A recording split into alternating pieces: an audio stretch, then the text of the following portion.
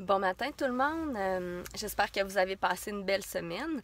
On est vendredi. Moi là, j'en reviens pas comment les semaines passent vite. Moi là, j'ai été assistante dentaire pendant 12 ans. J'ai été dans un horaire de 8 à 4 pendant 12 ans, 4 jours semaine, là, tu sais, le métro boulot dodo.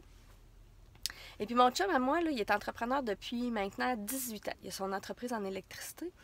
Puis il me disait tout le temps, il dit, mais Annie, il dit, les journées passent trop vite, il dit, je me promène, nanana. Puis moi, là, mon travail, là, c'était rendu que les journées étaient interminables.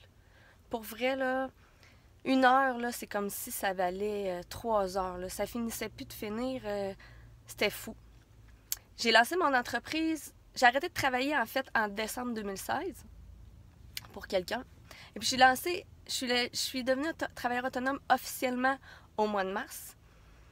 Et depuis ce temps-là, eh bien, mes journées, là, je les vois pas passer. J'ai compris c'était quoi les journées qui passent trop vite. Ça me fait un peu capoter pour vrai, puis honnêtement, là, je travaille beaucoup plus que quand j'étais assistante dentaire. Vu que je suis en lancement d'entreprise, là, on se cachera pas que c'est beaucoup, beaucoup, beaucoup, beaucoup de temps à accorder. Alors, en fait, il faut se former au travers de ça. On a les gens, en fait, moi, je suis coach personnel, donc j'ai les gens que je coach. Développement personnel, je veux me garder en forme, fait que je m'entraîne. On a des enfants, donc la vie continue. Il n'y a pas juste nous.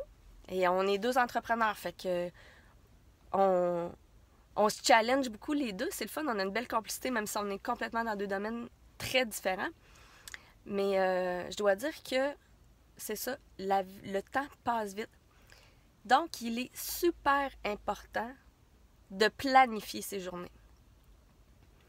D'où l'expression de faire des objectifs. On parle souvent de grands objectifs, mais on a aussi des petits objectifs, ceux-là qu'on veut faire, qu'on veut obtenir jour après jour. Donc moi, et c'est vraiment... moi, j'ai appris à être travailleur autonome, et c'est un truc que mon conjoint m'a appris aussi, c'est que tous les soirs, je fais mon agenda du lendemain. J'ai ma planification de semaine qui est faite à chaque dimanche. Mais comme vous savez que tout peut revirer de bord d'une journée à l'autre, chaque soir, je planifie toujours ma journée du lendemain. Je revise s'il y avait des choses à ajouter, s'il y en a que finalement j'ai eu le temps de compléter la veille, pour jamais être dans une situation où j'ai rien, pas qu'il n'y a jamais rien à faire, mais que je ne perde pas mon temps pour rien inutilement à aller fouiner sur Facebook, sur LinkedIn, virer en rond, parce qu'on le sait un peu, le travailleur autonome, là, surtout si vous travaillez de la maison, c'est facile de faire autre chose que ce qu'on a à faire. Donc, c'est un petit truc que je vous donne qui fonctionne super bien pour moi. Depuis que je fais ça, honnêtement, je suis beaucoup, beaucoup, beaucoup plus à jour dans mes trucs. Je passe moins à côté de ce que j'avais à faire. Puis honnêtement, souvent, là, je me claire de tout ce que j'avais à faire assez tôt dans la journée.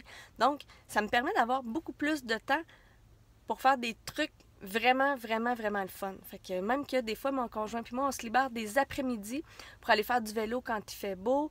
Fait qu'on...